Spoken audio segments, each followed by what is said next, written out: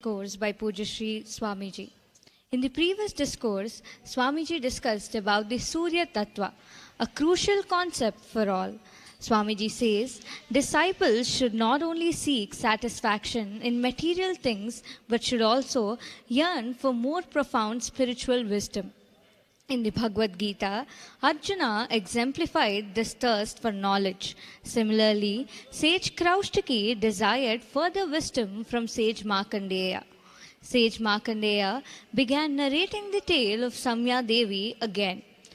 She visited her father Vishwakarma. He advised her to be with her husband, but in a way that didn't hurt her feelings. However, she chose to perform penance in Uttara Kuru kingdom in the form of a horse.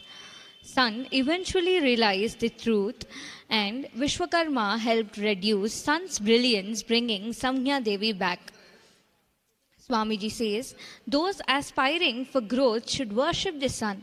Even atheists benefit from its power.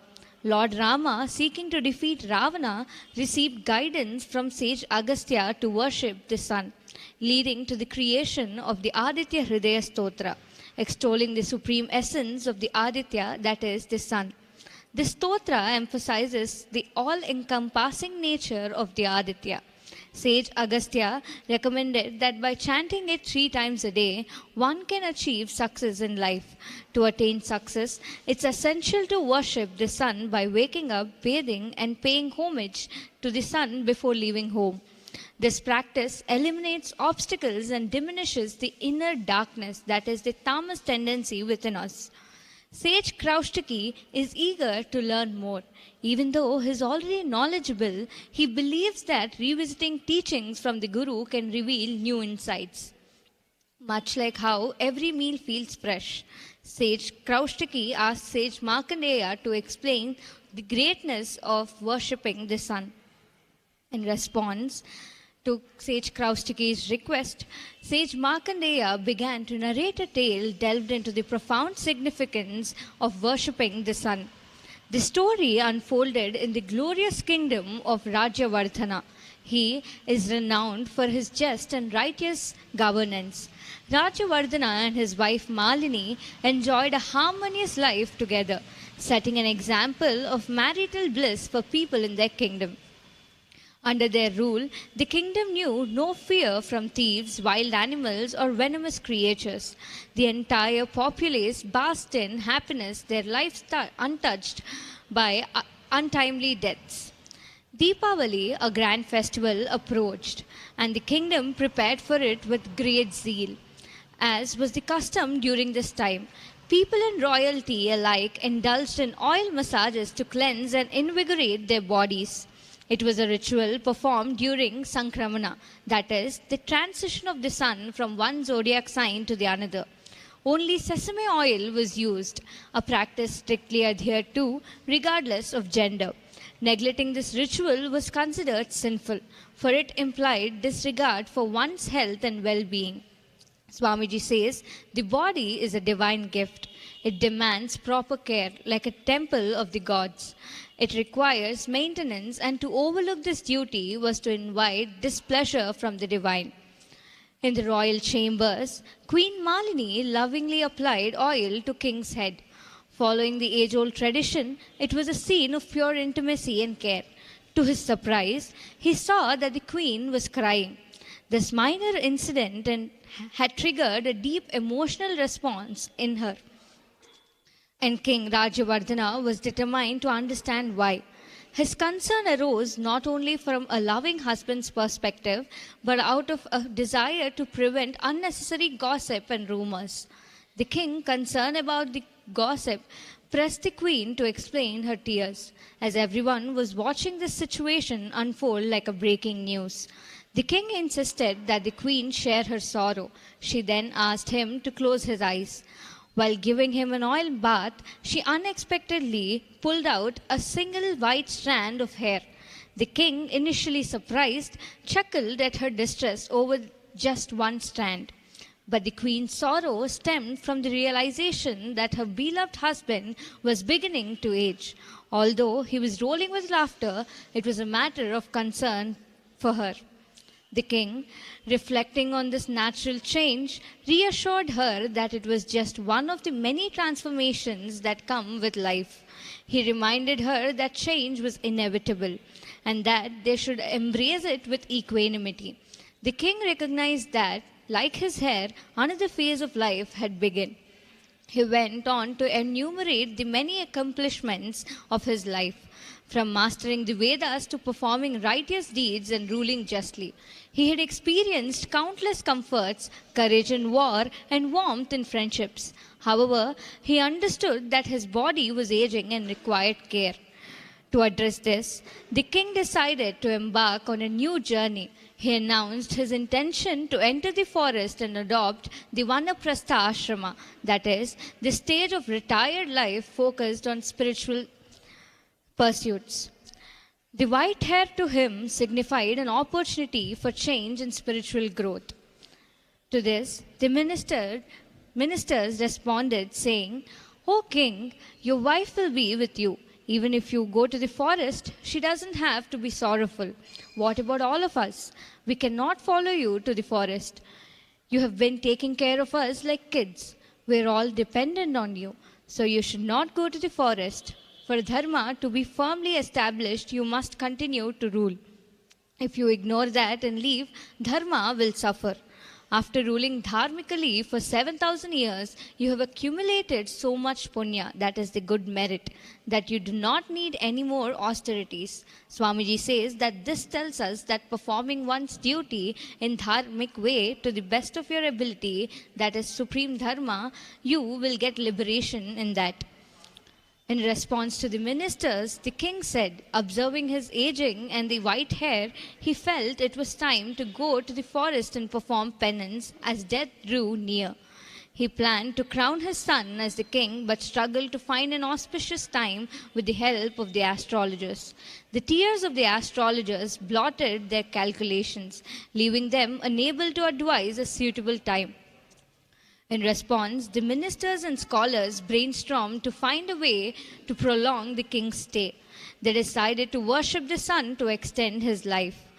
People across the kingdom began worshipping the sun, offering water oblations, reciting Vedic chants, performing austerities in rivers, and chanting the Surya Stotra day and night. Some even gazed at the sun during their prayers, risking harm to their eyes. During this time, a Gandharva appeared and advised them that while their efforts at home were commendable, performing austerities at the Kamarupa mountain and Guru Vishala forest would greatly please the sun. People of all social classes came together for the king's sake, and scholars recited the Surya Stotra. Swamiji says that the story highlights the importance of the stotra and the benefits of dedicated worship. Everyone devoutly recited this stotra, and sage Markandeya remembered it to share it with us.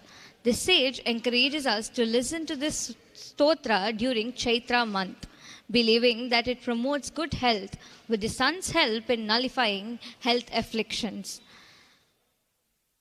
To their penance, the sun god was pleased with their stotras and appeared before them. They chanted another stotra expressing their devotion and asking for the king's health and an extended lifespan of 10,000 years. Much like how we seek well-being of our Guru, His Holiness Pujya Sri Appaji. The sun god granted their request, bringing joy to the queen who had been sorrowful until then. However, when the king learned of his extended lifespan, he was disappointed by that, as he foresaw the pain of watching his subjects pass away over the years. He considered it more of a curse than a boon. Queen acknowledged her oversight and asked for forgiveness, realizing the sorrow it brought to the king. In his sense of duty and gratitude, the king decided to go to the forest, accompanied by the queen, to perform penance for the benefit of those who had sought the boon. He wanted to repay their kindness by obtaining a similar boon for them. In the forest, they endured severe penance, and their subjects joined in the austerity. Their efforts moved the sun god again, who appeared before them peacefully. The king requested an extended lifespan for all the creatures in his kingdom, having ruled righteously and performed countless dharmic acts. A king from sage Bhrigu's lineage, King Pramati, was deeply impressed by the story of Rajavardhana and the greatness of sun worship. He extolled the benefits of sun worship, emphasizing the sun's ability to grant good health and cleanse sins. Merely by listening to the story and chanting the stotra, one's sins from the past 7 days could be absolved and health would be restored. The sage advises memorizing the stotra as its recitation brings benefits akin to performing yajnas. Sage Markandeya advises Sage Kaushiki to memorize this Surya Stotra, as listening to the story carries the same merit as donating a healthy cow. This stotra brings health, longevity, and fulfillment of desires, and those who chant it daily will find Lord Surya granting their wishes in the form of Guru. With this, Swamiji concluded the previous discourse. Now, moving on to the recap of yesterday's discourse by Pujyashri Swamiji.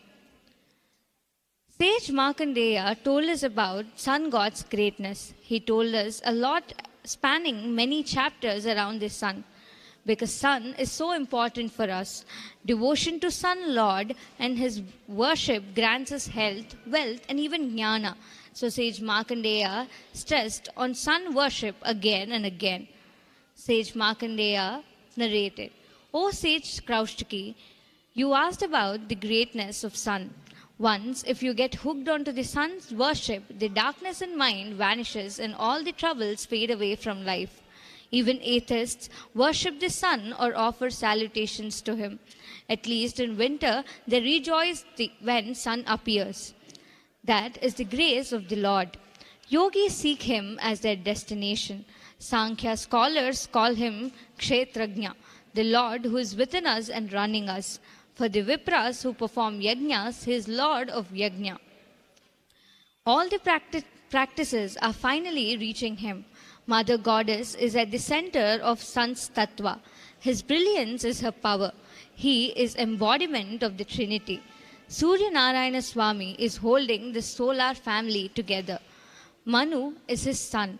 We are in the Vaivaswata Manvantara, and the child is named as Vaivaswan, a name for sun.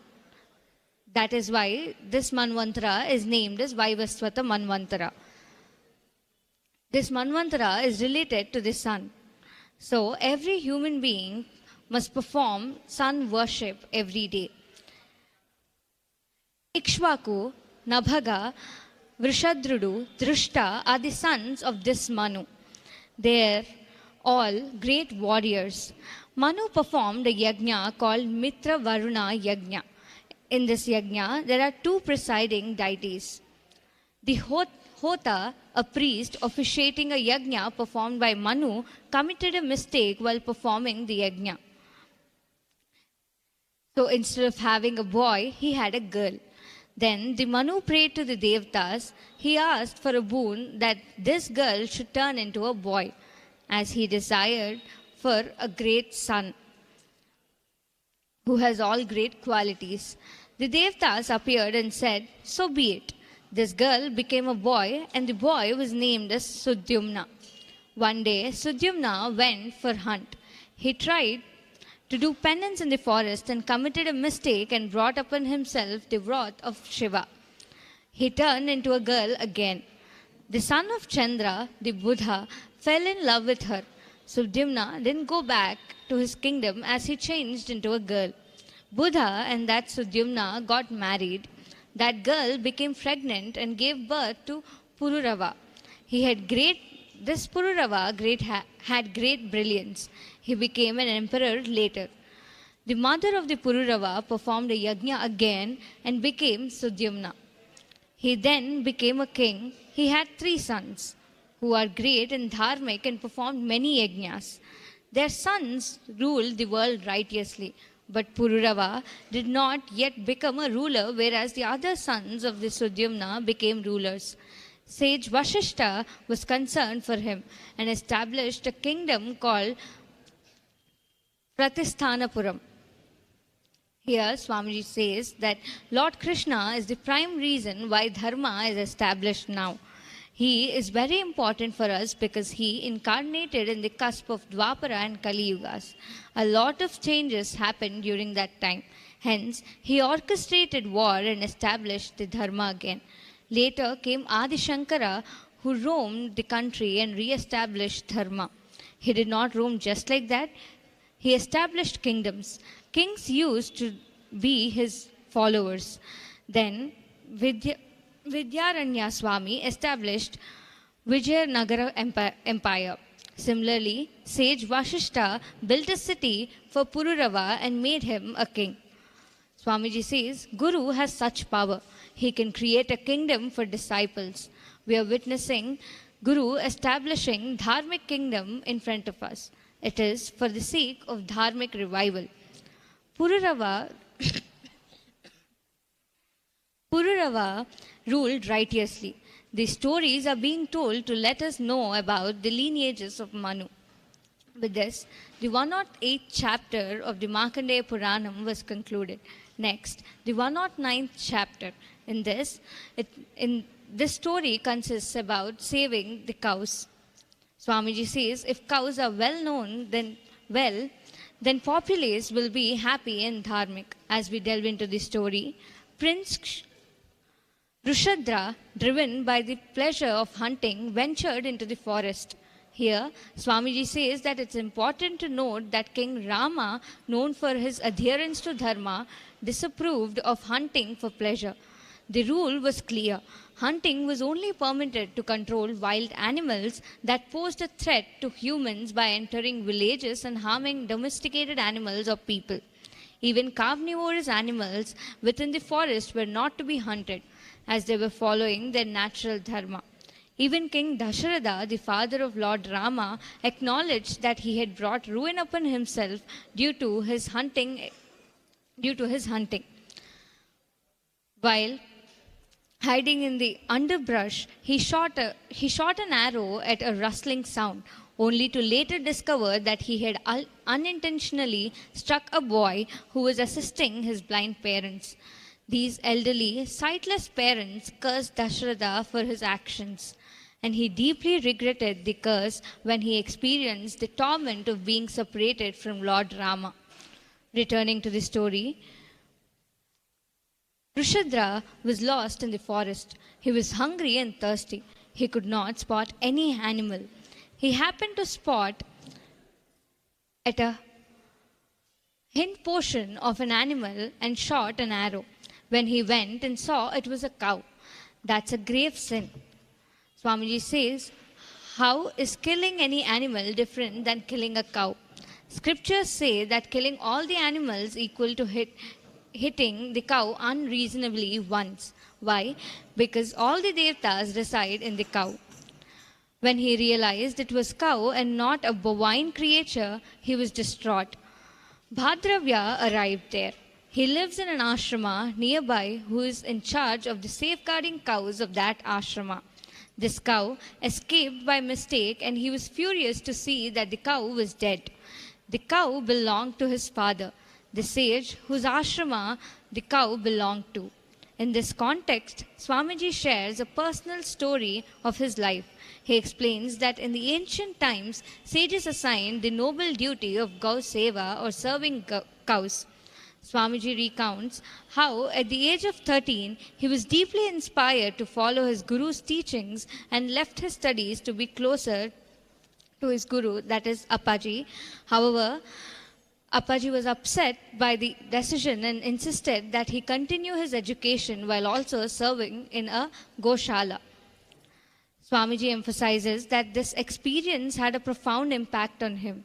He learned not to be repulsed by cow's dung, but to recognize its importance. Cow dung, he explains, has the power to purify and cleanse, both externally and internally. Spending time with cows helped him appreciate their greatness. Swamiji goes on to highlight the significance of cow manure-based agriculture. This method involves using cow manure for cultivation, which not only deterred pests but also eliminated the need for pesticides. Returning to the story, Bhadravya could not contain his anger. He was sweating and was in tears and was readying to award a curse. This cow was providing everything needed for the ashrama: the milk, curd, butter, and manure needed for cultivation. Rishadra was worried and pleaded to Bhadravya to calm down. He says, "You're born in a great lineage. I made this mistake unknowingly. I've never seen a young sage get so furious." He was trying to placate him because he was scared of the curse. He referred to Bhadravya as an ordinary man. To this, Bhadravya's anger flared up even more, and he pronounced a curse upon Rishadra. He said, "May you forget the sacred knowledge of Brahma Vidya that you learned from your Guru, and may you be reborn as a Chandala, as you have deemed me as ordinary." Rishadra, in response, was also prepared to cast a curse upon Bhadravya. Seeing this, Bhadravya became even more enraged and held some water in his hands, ready to unleash a curse that could either reduce the kings to ashes or eradicate kingship altogether. However, at that moment, Bhadravya's father arrived on the scene and intervened with wisdom. He said, "Shama, that is the tolerance, forgiveness, bestows peace in the mortal world as well as the afterlife. Anger is desire, and desire is anger. The anger turns into vengeance and hatred. It never reduces. It makes you commit all kinds of sins. Your anger is your enemy, and your peace is your friend. The most important sadhana is to win over anger. If you want yoga siddhi or mantra siddhi or siddhi of spoken words, you must win over anger first. If not, it will snatch all the siddhis away from you. So do not give more curses. You have already done enough. Anger reduces your penance. Anger can escalate into intense fury and hatred, leaving a person feeling lost and discontent even when their desires are fulfilled." Swamiji emphasizes the importance of not resorting to violence in the name of cow protection. While some may advocate for severe punishment, Swamiji advises against it. Instead, he suggests that the focus should be on educating and enlightening those who may not understand the sacredness of the cows. Through peaceful means, people can come to realize that cows are not just animals but are like mothers to us. Sage Markandeya is offering this advice to all cow protectors, emphasizing that even when someone knowingly offends, violence should not be the response. This aligns with the belief that wars or conflicts should not be waged in the name of Guru or Gau Seva or Gau Mata. Instead, compassion should be extended to the offender, or resorting to violence would only blur the line between them and those they oppose. Bhadravya's father continued to say, "If the king is telling the truth that he killed the cow by mistake, it would be a grave sin for you to award a curse. You must forgive him. His heart is not polluted. He is pure. You should forgive him. There are some people in the world who hurt others for their benefit. Even towards those people, you must be compassionate. You must stay firm in your sadhana. An ignorant man is better than the jnani who punishes an innocent person. Do not curse him. Even every jivi has karma, so does this cow. She left her mortal body as per that karma." Then king came and held the hands of Bhadravya and said that he mistook the cow to be another bovine creature.